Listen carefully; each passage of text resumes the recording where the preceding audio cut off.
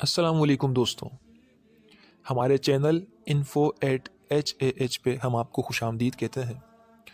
کیا آپ کو معلوم ہے کہ مسلمانوں نے تقریباً 3 بر اعظموں پر 600 سال سے زائد حکومت کی اور اس حکومت کا نام تھا خلافت عثمانیہ۔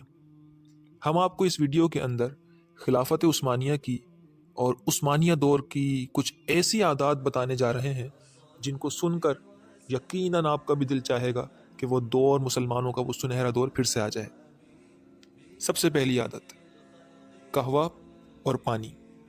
جب عثمانی ترکوں کے پاس کوئی مہمان آتا تھا تو وہ اس کے سامنے قہوہ اور سادہ پانی پیش کرتے تھے۔ اگر مہمان پانی کی طرف ہاتھ بڑھاتا تو وہ سمجھ جاتے تھے کہ مہمان کو کھانے کی طلب ہے، تو پھر وہ بہترین کھانے کا انتظام کرتے تھے، اور اگر وہ قہوہ کی طرف ہاتھ بڑھاتا تو وہ جان لیتے تھے کہ مہمان کو کھانے کی حاجت نہیں ہے۔ دوسری بات، گھر کے باہر پھول۔ اگر کسی گھر کے باہر پیلے رنگ کے پھول رکھے نظر آتے تو اس کا مطلب یہ ہوتا تھا کہ اس گھر میں کوئی مریض موجود ہے۔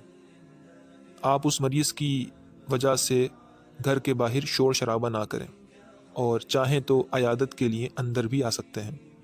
اور اگر گھر کے باہر سرخ پھول رکھے ہوئے نظر آتے تو اس کا اشارہ یہ ہوتا تھا کہ گھر کے اندر کوئی بالغ لڑکی موجود ہے، لہٰذا گھر کے پاس بازاری جملے نہ بولے جائیں۔ اور اگر آپ پیغام نکاح لانا چاہتے ہیں تو آپ کو بہت بہت خوش آمدید۔ تیسری بات، ہتھوڑا۔ گھر کے باہر 2 قسم کے گھنٹی نما ہتھوڑے رکھے ہوتے تھے، جیسے آج کل ہمارے دور میں ڈور بیلز ہوتی ہیں۔ ایک ہتھوڑا بڑا ہوتا تھا اور دوسرا چھوٹا ہوتا تھا۔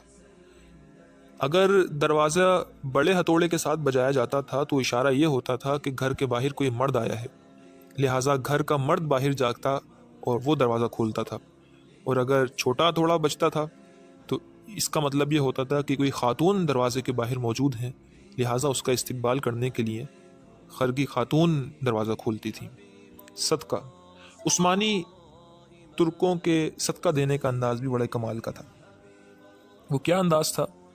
وہ انداز یہ تھا کہ مالدار لوگ سبزی فروش یا دکاندار کے پاس جا کر اپنے نام سے کھاتا کھلوا لیا کرتے تھے، اور پھر جو بھی حاجت مند سبزی یا راشن لینے کے لیے آتا تو دکاندار اس سے پیسے لیے بغیر اناج اور سبزی اس حاجت مند کو دے دیا کرتا تھا، اور یہ بھی نہیں بتاتا تھا کہ اس کے پیسے کون دے گا۔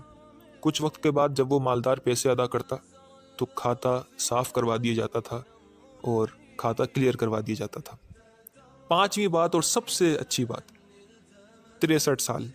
اگر کسی عثمانی ترک کی عمر 63 سال سے بڑھ جاتی اور اس سے کوئی پوچھتا کہ آپ کی عمر کیا ہے تو وہ نبی پاک صلی اللہ علیہ وسلم سے حیا اور ادب کرتے ہوئے یہ کہتا تھا کہ میری عمر 63 سال سے زیادہ ہو گئی ہے۔ یہ نہیں کہا کرتا تھا کہ میری عمر 63 سال سے زائد ہو گئی ہے، بلکہ وہ حیا کے ساتھ یہ کہا کرتا تھا کہ بیٹا ہم حد سے آگے بڑھ چکے ہیں، کیونکہ نبی پاک صلی اللہ علیہ وسلم کی عمر مبارک 63 سال ہوئی۔ تو وہ اس ادب اور احترام میں کہ میں 63 سال سے زائد ہو گیا یہ نہیں کہتے تھے، بلکہ کہا کرتے تھے بیٹا ہم حد سے بڑھ گئے ہیں۔ اللہ اللہ، کیسا ادب تھا، کیسا عشق تھا۔ اللہ تعالیٰ ہم سب کو یہ عشق عطا فرمائے۔